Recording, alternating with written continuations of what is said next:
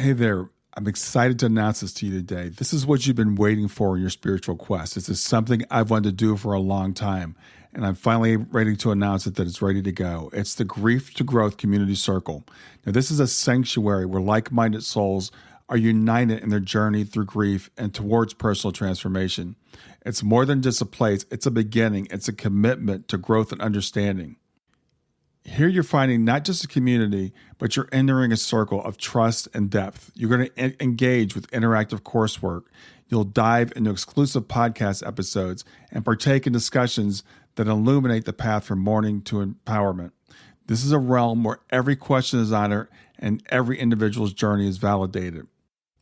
To be part of this exclusive circle, visit us at grieftogrowth.com/community or look for the chat icon at the bottom of every page on the main website. Remember that entry is a privilege because I want to ensure that every member is as dedicated and genuine as you are. You must apply to join, but the journey within is worth every step. So go ahead and join us today. Check it out, grieftogrowth.com/community, and I look forward to seeing you there.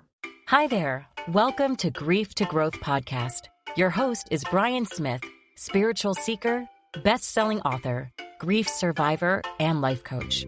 Brian believes that the worst tragedies of life provide the greatest opportunity for growth.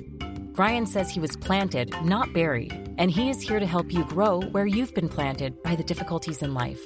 In each episode, Brian and his guests will share what has helped them to survive and thrive. It is his sincere hope this episode helps you today. Hey, everybody. This is Brian Smith, your host of Grief to Growth, back with another episode. And today I've got a fascinating guest with me. Her name is Ellen Whealton. I'm going to read Ellen's bio, and then we're just going to have a little conversation. Ellen is an MA, an MT-BC. We'll find out what that is. A board-certified music therapist, an energy healer, and she lives in San Diego, California. She has a master's in transpersonal counseling with an emphasis in music therapy from Naropa University in Boulder. She is trained in the Bonny Method of Guided Imagery and Music, Holotropic Breathing, Reiki, and Aroma-Release. She's also an instructor for online courses and presents CEUs for music therapists and counseling psychologists around the globe. Ellen's approach stems from a life-changing head injury and subsequent near-death experience, and this event gave Ellen firsthand knowledge of the immense web of love and support that is available to all of us at all times. Over the past 14 years, Ellen has developed an approach that combines transpersonal counseling, music therapy techniques, meditation, crystal singing bowls, journeying through essential oils, guided imagery, and intuition. Her goal is to help you use music and imagery as a tool to connect with something greater, recognize your untapped potential, and discover how to lead an inspired, content, and harmonious life. So with that, I want to welcome Ellen. Hi, thank you. I'm so glad to be here. Ellen, I appreciate you doing this. I know you said you have a little bit of a cold, but we're gonna soldier through this. So I really appreciate you doing this with me today. Of course. So I've heard a little bit about your story, but before we get into your near-death experience, tell me about what your life was like before this happened. Well, I was a child, so the interesting thing is I don't remember much from before my accident. Mm-hmm. I lost most of my memory. But I was just a typical child. I liked to ride horses, and my parents said I was very happy, and I loved music. And that's kind of what I know about myself. And what age were you when you had your near-death experience? I was 12. You were 12 years old. Okay. So tell me about the experience. Well, I used to ride horses, and my parents said I loved horses, and it was great. One day at a Western lesson, I went and the cinch slipped. It wasn't on tight enough. And the horse kicked me in the head when the saddle kind of tilted to the side, they said. And then I held on for a while, fell off the horse, stepped on my stomach, and then reared up and kicked me in the temple. I was in a coma for 5 days, and my parents were told that I was pretty deeply within the coma and that they should play music or old movies or something to try and stimulate my mind. So that's what they did. They did old home movies for a while and then switched to something that actually eventually woke me up. So I'll tell you about that in a little bit. Yeah. But before I woke up, I was taken to another place. And I did come out of the coma to music. But I had this amazing and cathartic and beautiful near-death experience before I woke up. So Okay. it was powerful. So you're in this coma. Your parents are playing music and home movies and videos and things to stimulate you. So what was going on with you though?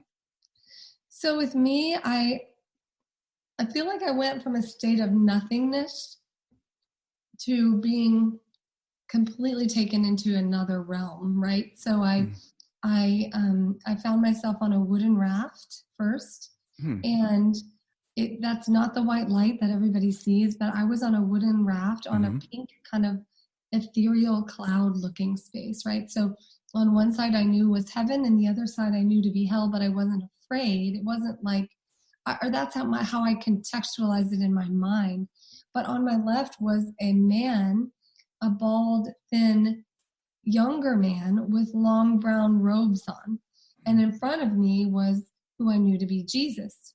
And before, they didn't speak much. They only communicated kind of through thoughts. So I felt very safe and protected. And I met with them first. And then I feel like I was taken to this other place full of light and color and music, amazing music. And then what happened was really powerful. I first experienced this place as you would, like where you're in it and you see it and you feel it. But then I became love. I became love. I felt the love surrounding me. I felt it like a blanket, like a weight on me. It was the most beautiful and profound experience of my entire life. Then after feeling it on the edges of me, I just became the love. I totally just melted into it. And I don't know how long I was there. I don't know anything about time or space or anything, like what was happening. But then I was taken back to the raft and given a choice. And I could either stay there or I could go back and live my life. And then we had this whole communication, this whole conversation after that, where a lot was revealed to me. So much was revealed to me. And that's kind of where the heart of this experience comes from, is what I guess Jesus communicated to me. And there are some really cool kind of synchronicities that happened as a result. I realized later that the man on my left who was protective was Buddha. And I realized that when I went to a Buddhist university later. But the conversation on the raft is really my takeaway from the experience. Okay, so they were both on the raft with you. If I'm following this correctly, so you find yourself on the raft. They're both on the raft with you. Then you find yourself in another place where it's interesting when I talk to people who had near-death experiences, they talk about feeling the love, and it sounds like it's not a feeling like we get of love. You actually kind of almost physically feel it, right? Yeah. It's an experience of love. It is, you are love, you are connected, and nothing matters. Remember, nothing that you worry about on this plane, nothing that you think about. I remember receiving that message very early in the experience, that so many of these things, they'll be revealed to us anyway, and they don't matter, right? They don't matter, because all that matters is love. And a few other things that kind of have come with me from that experience. But you become that love. It transcends the experience of love on earth. Different kind of love. Beautiful love. Beautiful. So what were some of the things that communicated to you? You get some lessons from this also. Yeah, so much. I mean, I could have been there an eternity and I wouldn't even know. I mean, so much came out of it. First, I was shown the path of my family, which is really interesting. I was shown that it was okay if I stayed because I wanted to stay. I mean, to be honest, I wanted to be in that place and felt like I could do so much from there. But I also knew that living was a gift. And before I decided, they showed me that my parents would be okay. Everyone would be fine. There was no wrong answer at all. But they wouldn't, my dad and my brothers wouldn't actualize their purpose on earth in this life if I were to stay. Okay. And that was a big part of my decision to come back, right? So, but even bigger than that was that I felt this overwhelming sense of gratitude. The other messages were very clear. It's about connection and relationships with other people. It's about making a difference. It's about that we all have a purpose. Everyone here is here for a reason, 100%. And it's a gift. It's a gift to be alive, because that's when we learn and our souls can grow, right? And that was a huge thing for me to bring back, because that's how I live my life now. Everything that I do has to match with my experience of what I call heaven, right? Everything. And I felt overwhelmingly grateful that I was going to go back. And I remember telling them through my thoughts, and telling Jesus, I guess, was the one I was communicating with, that I would give thanks every night to be alive. Like I would, and I do that. And then I said, I want to heal people with music. That's when I went into the next phase of my near-death experience, which is equally as powerful as being in heaven, I think. Okay. And that's when I went into the darkness again, but it was a warm darkness. It was a comforting. And I could see a staff of music in the distance, very far away, and every note was a different color, but I couldn't hear anything. It's like only one of my senses could work at a time, but I could see the notes moving along the staff, and then I just pulled that vision closer to me as much as I could. And then it went away, and I heard like a little pinprick of sound, like a little light, like a period on the end of a sentence, but way, way, way down, right? On kind of to the right is how I describe it, like way, way tiny. And I focused in on the sound, right? Like until it got louder and louder and louder, until it was so loud, it was just the only thing I could experience.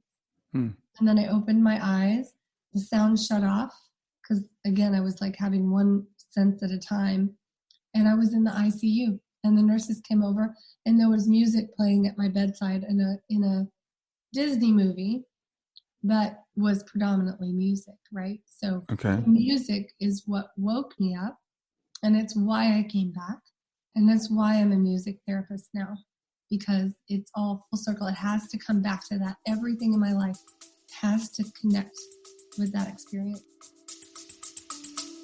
Stay with us. We'll be right back. Hey there, something I want to tell you about today. My podcast platform, Buzzsprout, has recently made it easier for me to allow you to support me financially. Go to www.grieftogrowth.com/subscribe. That's grief2growth.com/subscribe. And once you're there, you can sign up to support me financially. Now, you can do it for as little as $3 a month, or of course, as much as you'd like. If you do that, you'll get access to bonus episodes, and you'll see those in the regular feed. They'll have a lock on them. But when you become a subscriber, you'll actually get access to your own private feed, and you'll be able to listen to the regular podcast along with the bonus podcast for the subscribers. I want to thank you for listening. I want to thank you for sharing the podcast.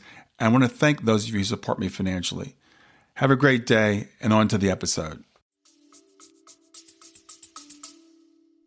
So would you say maybe you were kind of giving your life's purpose when you were having this experience? Oh, absolutely. 100%. Yeah. There's never been a question.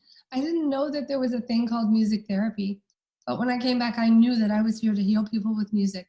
And to me, I shy away from the word heal, because we're taught not to use that word, and that it's wrong to think that you can heal someone. But I remember very clearly, that's what I said. Like, that's what I communicated. That's what I wanted to do.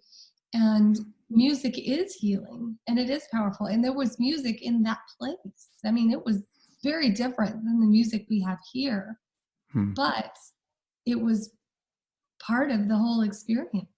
Do you remember the music from that place? I would know it if I heard it, but I couldn't recreate it. Okay. Yeah, I was curious about that, because most people that when they do describe the music there, they say they can't. And I know some people have tried to make some efforts to recreate some of it. So I don't know if you heard any of that or not. I haven't. Okay. I shied away from listening to other near-death experiences for so long, because I didn't share mine publicly until the video that you saw. That was the first time I'd ever gotten out and shared it publicly. because I didn't want people did tell me, well, you were in a coma. It was a dream, right? Right. But it's the most real experience I've ever had. I mean, I can still feel and recognize and see and hear all the things that I did then, where my memory now is just, it's not good. But Yeah. that's different. Yeah. Anyway, but well, most of us don't remember things from when we're 12 years old quite that vividly. So no, definitely not. And I don't remember anything before that. Like, and as a head injury survivor, there are usually lots of memory issues that come with that. But when I woke up, I was walking the next day. They said that there was only one other person in the state of Texas that had lived through the same injury that I had lived. I'm not talking about the horse kicking me, but that injury there and where I was, because I was flown to Waco and treated by some of the doctors that worked on JFK, because they were kind of at the end of their practice. And so I started in one hospital in Hillsborough, and they sent me to Waco. And they said the other person who lived was also a teenage girl. She was 14, and she was in a wheelchair for the rest of her life. Wow. I felt so blessed that I could not only walk, but I could talk, and had very minimal. I had a little bit of stuff I had to work through, but I'm just so thankful. It's so thankful. So you come back from this experience, and did you share it with your parents right away, or how did that go? I shared it with my parents. My parents know my story. Mm-hmm. I think that one of the first people I shared it with was my youth minister. But I didn't share it with many people. It felt sacred to me, and I felt the need to protect it. Mm-hmm. And there was only one other person I've ever met, because you know how sometimes we share our stories and we meet other people for a reason. I mean, that's the other thing, is there are no accidents in life. That's another big lesson, that people are placed in our lives to teach us something and to take us to the next level, right? So one time I was sitting with a woman who was doing our mortgage paperwork or something. And I told her my story. I don't know why. And she said that her son had a very similar story of being on a wooden raft. And I could not believe it. And that's the only person I've ever met that had a similar story. I always hear about the white light in the tunnel. Yeah. But well, in my experience with near-death experiencers is the events they're unique. They seem to be tailored to the person, and there are some common elements like the white light in the tunnel. And I think people that may just be starting to discover this think, well, everybody goes through a tunnel and everybody sees the white light, but that's definitely not true. Some people never see the white light. So there are these common elements, but they're not universal. Right. I think what is universal are the messages that you come back with. Yeah. That overwhelming sense of gratitude, like gratitude that's so immense and powerful that you can actually feel the expansion of your heart. Like the gratitude where every single thing that happens, no matter how bad it may seem, you can find that nugget of appreciation in it. The knowing that life is not, it can be short. We live each day like it's our last, right? And love fully and connect fully, and never find any reason to not step into your path and your journey, right? That whole no accident thing, and the fact that we're protected and guided and we have love around us at all times. The whole feeling of bringing light into whatever you do, that's huge for me. Yeah. Yeah. Those are some pretty powerful lessons. So how do we relate that to people who are in grief? How do we take those lessons and relate those to our grief? So grief is hard. I mean, it's hard to think about, how can I be thankful for something when I'm grieving, when I've had this huge loss? But if you flip it on its head and ask yourself, what are the powerful, transcendent messages and feelings and experiences, right, in that loss that you can take to propel you forward? And how can you use it to further your own journey, or to maybe see the power that you hold in your life, right? And that your life is valuable and you have the time, right? And I think the other piece of this is that the other side is not a bad place. It's a beautiful place. It is not like I don't feel like we're done. I don't feel like we're done when we move on. I feel like we transcend this life. And so when people pass in my life, of course I miss them, seeing them in the real world right next to me or whatever, but I know they're doing more from another place, and they're happy, and it's beautiful. And when you're there, you're whole. You're completely at peace and whole. And somehow there's comfort in that, And that, I think if everyone understood that beauty and that love, they would feel differently about, the physical loss of someone. Yeah. And did you see any loved ones when you were on the other side, or just Jesus and Buddha? Just Jesus and Buddha. When I went to what I call heaven, I had a sense that there were others with me, but I didn't see their physical body. For me, it was more of a feeling. It was more of an experience, right? So I knew that they were there, but I didn't know who they were. But I did know Jesus because I grew up.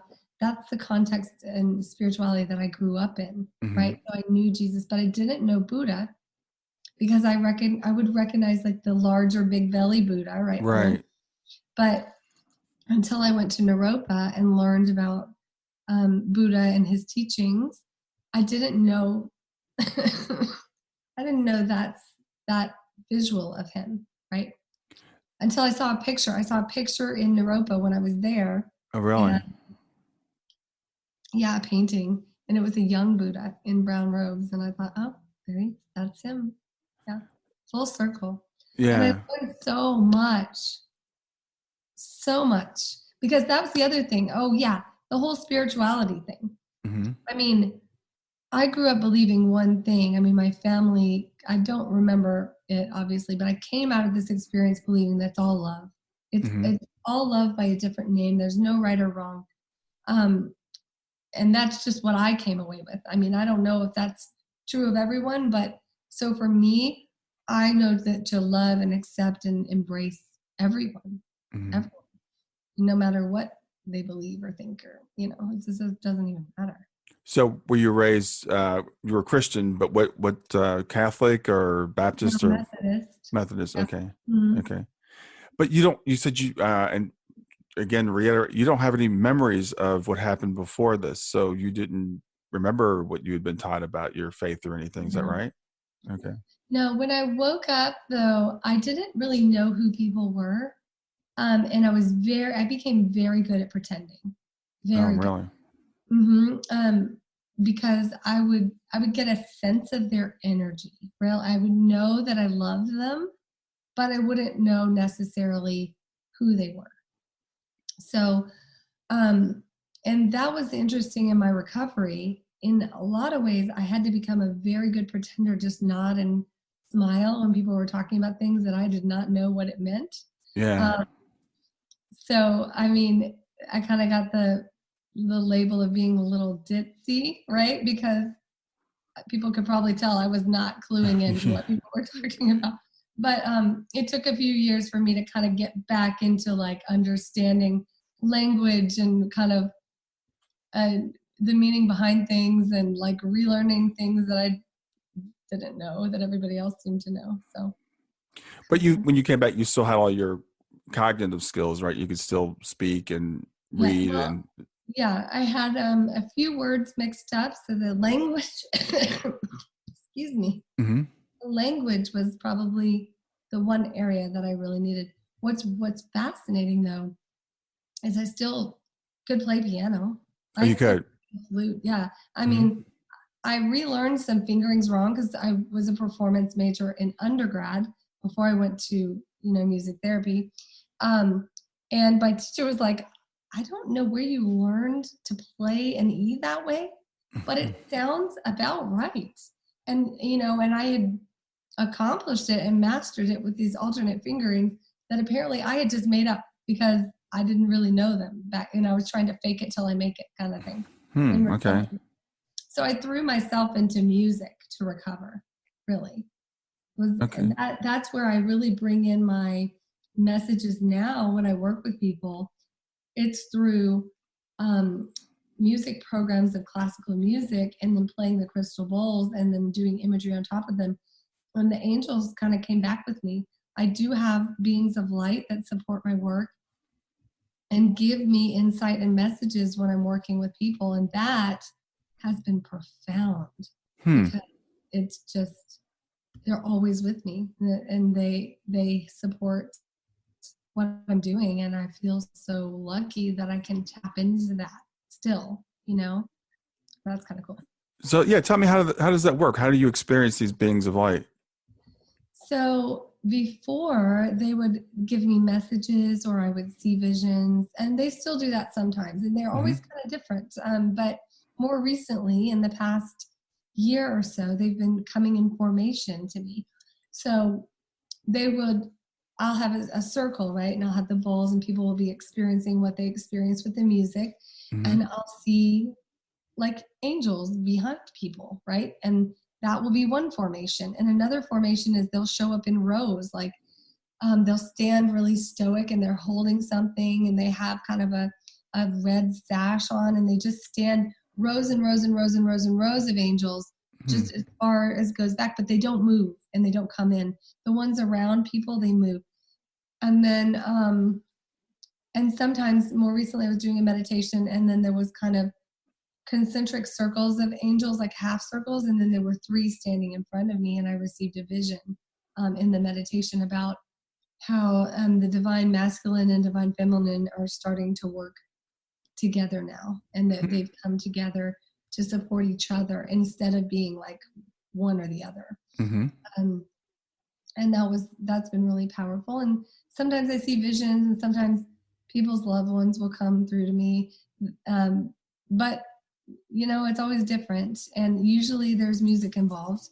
It's when music is playing is when I can bring in that kind of energy. So. Stay with us. We'll be right back.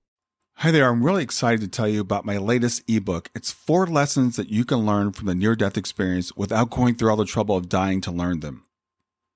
I've been studying NDEs for several years now. I am completely convinced that not only are they 100% real, but that there's some very universal wisdom that we can get from the near-death experience. And I've distilled that down in this book into 4 short lessons. And I've also given you all the reasons why I believe that NDEs are absolutely real. So go to www.grieftogrowth.com/NDE lessons to pick it up for free. www.growth.com/NDE lessons. I hope you enjoy it. Wow, that's pretty amazing. So obviously you're still getting messages. You're still working with these beings of light from the other side, and they're participating in your work. So tell me about your master's in transpersonal counseling with an emphasis in music therapy. Yeah. So the transpersonal counseling degree is similar to humanistic or experiential. If you're kind of familiar with the different branches of psychology, it brings in the spiritual element, and it just recognizes that we are all spiritual beings, right? Living in a human existence. And it acknowledges and recognizes that within a session, most counseling or therapeutic, modalities will not bring in people's spiritual background. Right. This not only brings it in, but we incorporate different alternative modalities like imagery, breath work, Reiki, that actually invite in the spiritual shifts. So that's my master's, and it was offered through Naropa University, which was founded as a Buddhist university. And we learned first to have some self-care by meditating regularly every day, and having meditation instruction. So it really kind of embraces the whole person rather than just a behavioral issue or a parental dysfunctional family. It's more who you are, what you connect with, and then helping you connect with that. Yeah, I think that's very important. I think one of the issues that we have in our culture is we've forgotten who we are. And if we start from the point of not knowing who we are, and we're trying to help people with their issues, we're starting from, my belief, a faulty foundation. And so traditional, as you said, traditional psychology and psychiatry and traditional medicine, you can't fix the whole person when you're missing what a person actually is, Yeah, exactly. I mean, that's it right there. That's it. And this is just a new way. You're really missing the mark if you're not looking at the whole person, and if you're not first caring for yourself and coming from that place of connection on your own. Yeah, it's interesting. We call it a new way, but it's really an old way. It's really the ancient way. And the more more I look at this stuff, the more I'm like, we've just forgotten. We've forgotten that traditional medicine, back when it was traditional medicine, when it was treating the whole person as a spirit, we kind of forgot, like I said, who we are, and now we're going. I think we're going back to the old ways. Coming back to it, yeah, that's so true. And I think there's something to say for remembering source. I think that we forget source as well, unless you have a spiritually transformative experience, right, or near-death experience. Maybe you might not have that framework in which to look at your life in the world. I think children can bring us into those memories of who we are and where we come from, but I think that we have opportunities to remember, right? And so these transpersonal experiences can help you remember. Just a deep imagery process with music and guidance, right, can help you connect to source in a way that may change your life, right? It may remind you of why you're here, or of the love supporting you. And that's huge with grief, right? You don't want to feel isolated or alone, but if you recognize that you're always surrounded by love, always surrounded by light. And if you close your eyes and meditate and call in the light, right, no matter what your belief is, you can find some comfort. And it does feel like you're connecting somehow to that person that you've lost through the light, because we're all connected through that. Right? Yeah. I think I heard you mention earlier, correct me if I'm wrong, you said there are no accidents. Is that something that you learned on the other side? Absolutely. No accidents at all. Yeah. And, it's so hard to remember that in our day-to-day. Yeah. And we always think, something's happening to me. But you can always ask, well, what if this is something, what if I acted as if I chose for this to happen? And not like you're choosing bad things to happen to you, but after they've happened, if you say, if I had chosen for this to happen, what would the message be? Right? And I'm going through that with my own life right now, with a divorce that was unexpected. And so I asked myself, what if I had chosen this for myself?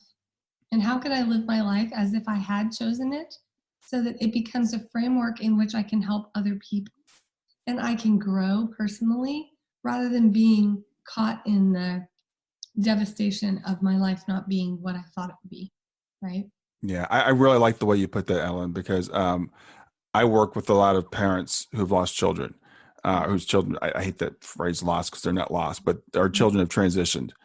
And so when we talk to them about there are no accidents, and I hear you talk about gratitude and how important gratitude is, and the reaction is, how can I be grateful for this? How can I be grateful for the worst thing that could possibly have ever happened to me? And how could I possibly plan this? And if God planned it, then why is he punishing me? And I think about that a lot, especially around my friend Tawny, who just lost her 7-year-old son. And she's been coming to my workshops. And I remember we were doing a workshop on gratitude, and that's the one she wanted to come to. And I thought, wow, it just happens to be that she's coming to a gratitude workshop, and how can I support her? Because I was thinking just that. But what I've seen from her has really shifted my mentality. So rather than saying we're grateful that something happened, right? We're grateful that they were here and that we had that time. And I've seen her shift from, I mean, she's devastated, obviously. There are no words, right? It's just no words. But lately she's been saying she's trying to make a conscious effort to connect with what she had so that she can make a difference for others. So they've taken his memory, Gavin, and they've created Gavin's Superheroes, which is a fundraising to bring awareness to what happened to her son, and so that it might not happen to other children, and to share, because that was his dream, to be a superhero. So they're trying to use this idea of what he wanted for his life and give gratitude that he brought his energy into the world for the time that he was here, and then find a way to help others through his memory.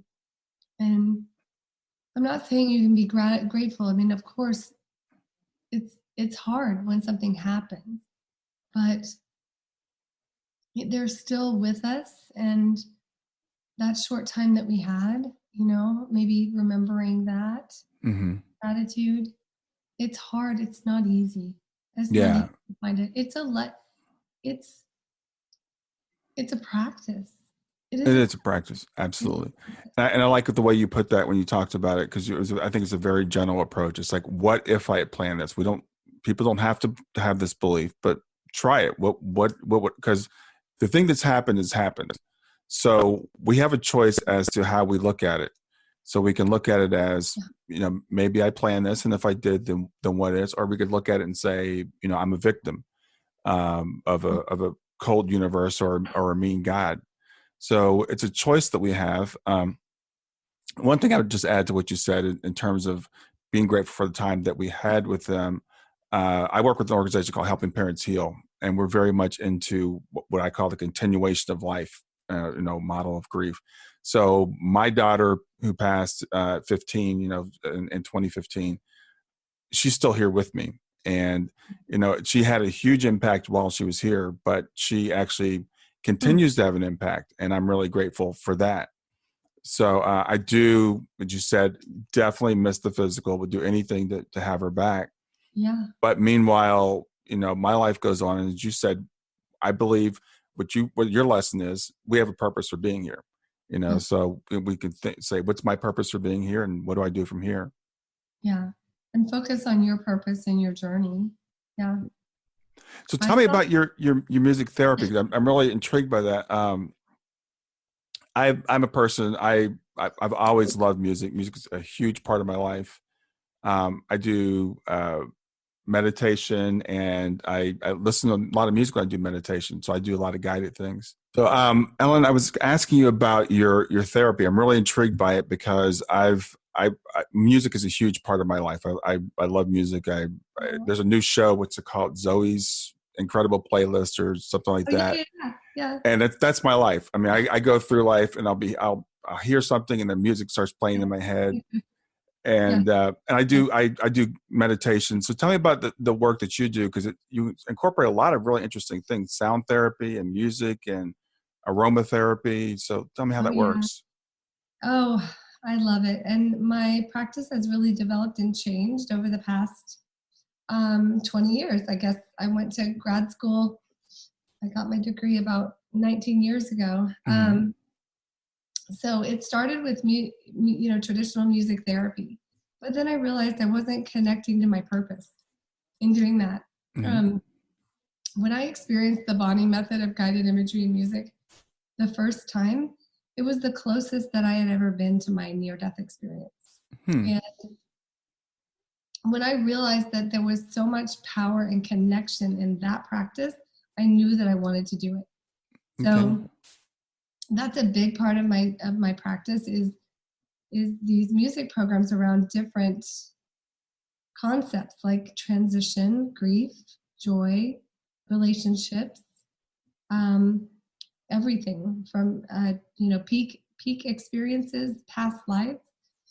And the music programs were created based on research that came out of Stanis Groff's work back in the 60s, where he was actually using LSD in some studies, but they found that music can actually stimulate the brain in the same areas that LSD can. So you can have these really powerful cathartic imagery experiences through music, but you need to go through a very kind of deep process of first moving into the body, deeply into a state of relaxation, and then the music becomes the guide in which you travel through your unconscious mind. Wow. So you set an intention. So my work, then I brought in crystal singing bowls.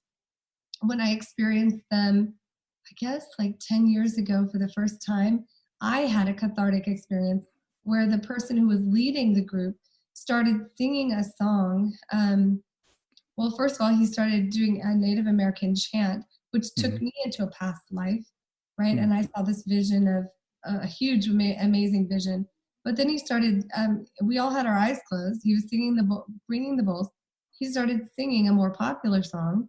And I found out later that my friend that I went with to this experience, that was her song with her brother who had passed away the month before. Wow. So it was just so powerfully cathartic. I said, I have to bring that into my session. So now I have a very unique framework. I don't think anybody else is doing this, where I use the crystal bowls to move people into that state of their body and somatic experiencing, getting into the body, really feeling the vibration, calling in the light, calling in the color, then right into the music. And the music will help them travel and understand what they need to know for themselves. Because I'm not the person who's going to tell you what to do in your life. You are. You just need to tap into it, right? So, and then when I brought in Young Living essential oils, which are the highest frequency substance oils on the planet, right? I started noticing that people were traveling more quickly. So what would take 4 weeks was happening in the first session, right? And the first time I gave someone Angelica I just put it on my hands, actually. The first week I put Angelica on my hands to ring the bowls, and something about the frequencies worked with the bowls, and people started having these amazing, like 10 out of 11 saw angels, right? Wow. Okay. I mean, and not just saw them, there were little angel lights all over the room that I was working in. And then people were like transported up and given messages in the wings of angels, right? So, yeah. So I just brought those in right away. I was like, that has to be part of the session now. And then Reiki. And when I can do breath work, I'll bring that in as well. We've done all of it. It's just whatever modality can enhance our connection to source. My job is to use music first and foremost, right? To connect people with heaven. Yeah. Yeah. That's what I do. And that's the Bonny Method of Guided Imagery and Music. So that's BONNY. And can I find out more about that on your website, or? Yeah, or you can look up, Bonny Method of Guided Imagery, and it talks about this woman who was a musician who had a spiritually transformative experience when playing the violin, and she created this practice, and it is amazing. This is all energy. We're working with energy. We're working with frequency. And music is just organized sound, right? So any sound, can be created and made into music. My bowls, I'm making I do the first, third, fifth, and then major seventh in the bowl. So right? So I try to keep it C, D, F sharp, A, right? Yeah. Yeah. And then C sharp. And then that's a harmonious bowl experience. And sometimes you put the bowls next to each other and they're one step apart, and that's kind of binaural beats where you feel the dissonance in your body, and that's good too. So it's working with the frequency of the bowls and the sound, working with the structure of the music so your mind can really go and really tap into what you need to know, and then using the frequency of the oils to enhance it all and bring it together. And then you can use the oils. You can't take bowls everywhere you go, but you can use the oils in the palm of your hand every day with an affirmation. And there's a technique kind of similar to EMDR, I guess, where you do affirmation daily. That puts you in a practice of positive psychology. And you're pairing it with an essential oil that can move through the neuron into the amygdala. And that's really powerful, because then you're making changes on a physical level, and you're pairing your mind, your intention with your body, and you're moving out of fight or flight, right? So you're moving into relaxation, because that's what these oils can do. Not all oils can move through the neuron like this. Only kind of the medical grade. But yeah, and the higher frequency, the better. So the spruces, right? Northern lights, it's grown under the northern lights, like 700 megahertz. Oh, wow. Yeah, so it's just a way of continuing the practice. Yeah.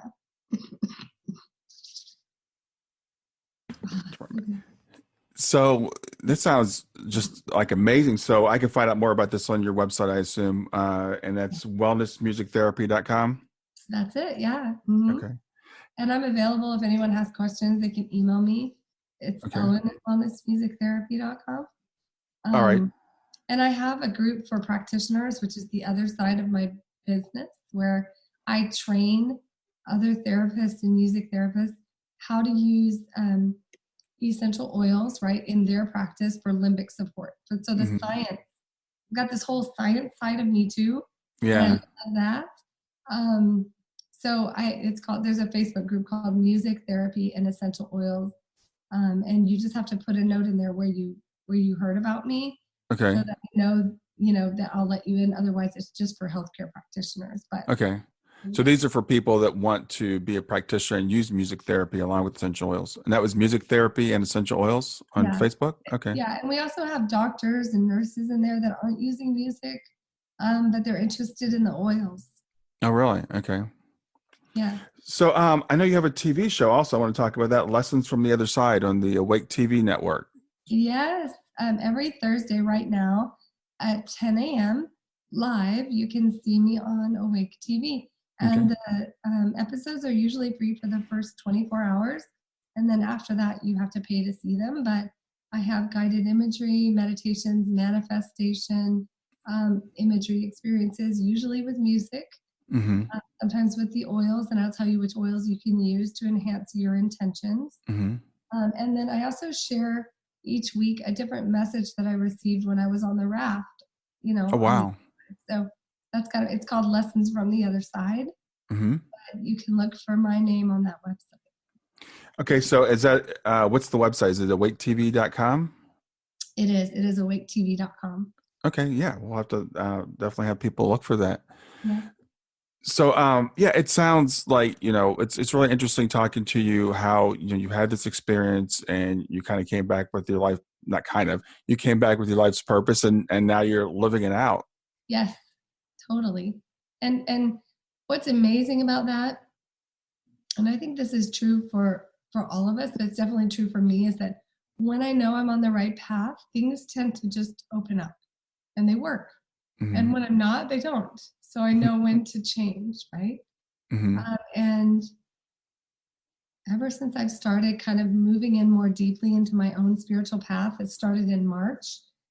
Asking myself questions every day. Where would you have me go? What would you have me do? What would you have me say, and to whom? Those questions I use with oils, obviously, because I want to anchor them. So on my feet, I put Valor. Where would you have me go? Joy on my heart. What would you have me do? Harmony. What would you have me say? And then Divine Release. To whom? And ever since that, things have been magical. Things have been opportunities have been opening up, and I've been guided very differently. And a woman who's really amazing for me, and you know her as well, she came up to me at a near-death experience conference a few months ago, and she gave me something and said, without knowing at all about the formations I was telling you about, I told you that the angels are coming in formation and I don't know what they mean. I just see them differently. She handed me something and said, these are going to tell you what the angels are trying to show you. Oh, really? Yeah. Yeah. And so with her support, I've been learning more and opening myself more to receiving what I'm supposed to know moving forward. And it's been very powerful. Yeah, that sounds great. It's for me, I'm trying to learn that lesson, how to be more open to my intuition and to, like you said, ask what should I do today? What do you want me to do today? To whether you think it's the source or God or higher self or whoever it is we're asking it to, but there's looking for that guidance and then following it and just seeing where it leads. And knowing that everything is going to be okay gives us more permission or, more freedom, I guess, to take those chances and to look for those opportunities. Yeah, absolutely. Because we're always guided, right? And even if you don't know or believe in a higher source, all you have to believe in is your own higher source, like your higher self, right? So just connecting with that to move into wherever you need to go. And when I'm lost and I don't know what to do or I'm confused, I just call in the light and I just sit and I breathe my oils and I listen to music and I imagine the light moving through me and cleansing and clearing, right? And then I ask those questions. I don't know what to do. Where would you have me go? What would you have me do? What would you have me say and to whom? And it always reveals itself. So good. Yeah. It's really interesting. I just interviewed someone recently and we were talking about, similar things. And what it always comes back to with people, it's really a practice. And I think a lot of people are scared of that word because they're like, what does that mean? Do I have to meditate an hour a day? I can't do that. I don't have time for that. I don't have the concentration for that. So what would you say to those people? I would say that even for me, I can't always dedicate an hour to meditate. And yeah, I do have some really powerful experiences. I have to schedule them, like I want to do the bowl. So I'll make sure that I schedule that I'm doing the bowl work for other people and I use that for myself. Right. But as for this practice, the questions, they take 5 seconds. 5 seconds with the oils before you get out of your bed. What 3 things are you grateful for? That you had a good night's sleep, that you like your comfortable mattress. It doesn't have to be anything, really huge. It's just that practice of anything, gratitude, the questions before you go to sleep. I mean, I do this sometimes. I didn't get a chance to meditate. I'll call in the light and imagine it as I go to sleep and listen to music. And then I sometimes just go right to sleep from there. But I'm at least giving it some time and space, right? Right. Or what I'm seeing more and more as I practice this more is being able to find your inner source, your higher self in every moment, and just the more you practice, the more you'll get glimpses in the day where you're like, oh, I can call in my higher self. I can feel that flame within me, that light that I hold in my heart, right? I can feel it expand anywhere, even when you're driving, right? It's like, however you can connect to your higher self or to source or whatever, that's all you need. It doesn't have to be like 3-hour meditation sessions, right? Yeah. Yeah. And I think that's a really good point that you just made there. But as we start to just make these little changes every once in a while and take time for ourselves, because we can find time for everything else. Everybody's got a few minutes when you wake up in the morning or a few minutes when you get in bed at night to do something like this, to ask these questions and to practice gratitude. And that's actually a practice that I started probably within the last year or so.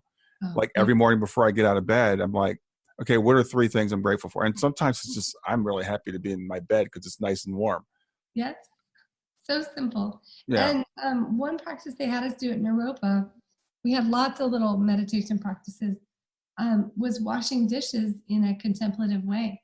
So they would say, as you're washing the dishes, make it a practice. You feel the water in your hands, you're slowly kind of connecting and experiencing. So it doesn't have to be, it's kind of like, there's a book. It was called Finding the Magic in the Mundane, right? Mm-hmm. So even in our most mundane tasks or some kind of lesson or annoyance or something that keeps coming on over and over again, is how can you ask yourself, well, what's the lesson in this? Or how can I make it into a practice of gratitude or a practice of meditation, right? Yeah. So, and this can be things that go well, or maybe sometimes even when things aren't going well. What's the lesson in this? How and look at how you react to that event. Just noticing, how am I reacting to this? Why am I reacting to it this way? Yes, because there's usually a lesson. If we have a strong reaction to something, it's usually about us, right? Yeah. It's something that we need to learn and that we need to connect with. There's a message there. And so really diving in and asking, okay, what is it that I need to know from this? What do I need to learn before I move on? Because honestly, those lessons, they just keep coming back. And that's another big message that I got from the other side, is that we will keep learning the same lesson until we actually get it, Yeah. right? Yeah. We'll get it. We'll get that lesson louder and louder and louder, because it's part of our karmic or our pathway or our spiritual journey or whatever we're supposed to learn here. Well, I think it's kind of part of our plan, right? So if we came here to learn something, if we do have a plan and we came here to learn something and we don't get it the first time, we're and again, you can look at it, source is sending it to you, or you're sending it to yourself. You're saying, okay, didn't quite get that. Let me take another shot at it. Yeah, exactly. Those things that keep us connected, right? Yeah. Well, Ellen, it's been a real pleasure meeting you. Before I let you go, I'd like for you to just tell our listeners where they can reach you. Well, I'm easiest to reach on Facebook and Instagram. If you want to find me there, it's Ellen Whealton. But music therapy and essential oils is where I really kind of teach about frequency, and especially plant-based and natural frequencies. I have music therapy and essential oils on Instagram. I have a website, wellnessmusictherapy.com. And I have a practice here in San Diego, North County, San Diego, but I do travel around the world for different conferences and things. So I do. Okay. Yeah. I'm going down to San Antonio in a couple weeks, and I was on the East Coast a little while ago. So sometimes I'll travel with my bowls, and sometimes I'll travel with the oils and teach people. So I'm all around, and I'm here if anyone has questions. And I'm just so grateful that I got to meet with you today. And yeah. Well, for those listening, I'm going to spell your last name. It's Whealton, and I'm going to put everything in the show notes so people can find your websites and stuff in the show notes. But for anybody just listening, it's Ellen, Ellen, and her last name is Whealton. Yes. So Ellen, I really appreciate you soldiering through on this. I know it was kind of hard to get through with the cold, but you did a great job. I appreciate it. Oh, thank you so much for having me. And it was great. It's such a pleasure to meet you. Yeah, great meeting you too. And I have to give a shout out to Lilia for connecting us. She's amazing. She's a force. So hopefully she'll. Amazing. She is. Yes. Yeah. Ellen, have a great rest of your day. Okay, you too. Bye. Well, I hope you enjoyed the episode. I want to make it really easy for you to reach me. So just send me a text to 31996 and simply text the word growth, GROWTH. In fact, you can right now just say, "Hey Siri," send a message to 31996, and when Siri asks you what you want to send, just say growth. You can do the same thing with OK Google. Thanks a lot. Have a wonderful day. Thanks for listening to Grief to Growth. Brian hopes that you find this episode helpful and will come back for future episodes. Brian's best-selling book, Grief to Growth, Planted Not Buried, is a great resource for anyone who is coping with grief or knows someone who is. If you enjoy the podcast and would like to support it, there are 3 things you can do to help. The first is to share the podcast with someone that you think it will help. The second is to go to iTunes, rate, and review the episode. The third way you can support the podcast is by becoming a patron. Head over to www.patreon.com/grief2growth. That's patreon.com/grief, the number 2, growth, and sign up to make a small monthly donation. Patrons get access to exclusive bonus content and knowledge that you are helping to spread the message of grief to growth. For more about Brian and Grief to Growth, visit www.grief2growth.com. Hi there. I hope you enjoyed this latest episode of the podcast, and I'd love to hear your thoughts. What questions came up for you? What did you like about it? What didn't you like about it? I invite you to visit us at grieftogrowth.circle.so. That's growth2growth.circle.so to continue the conversation with me and with other listeners. It's a space to sound off, to share reactions, and to go deeper into the topics from the show. I look forward to chatting more, and I hope to see you there.